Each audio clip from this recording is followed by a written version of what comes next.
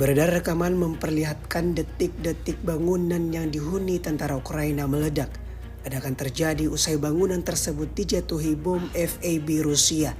Rekamannya ramai beredar di Telegram Sabtu 6 Juli 2024. Dalam keterangan unggahan disebutkan, di arah Kherson, Rusia menghancurkan titik penempatan militer Ukraina dengan bantuan peluncuran FAB 250.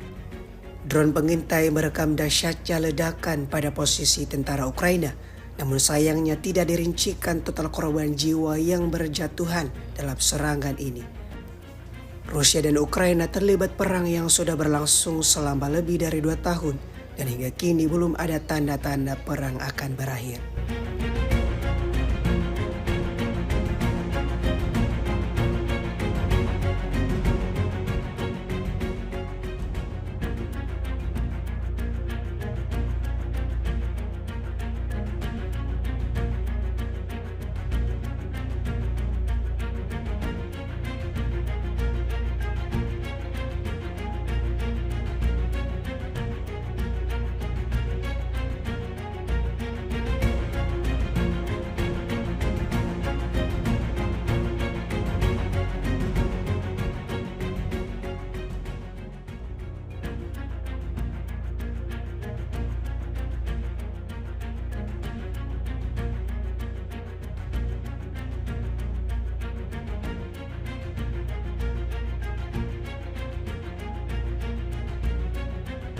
Download Tribun X sekarang, menghadirkan lokal menjadi Indonesia.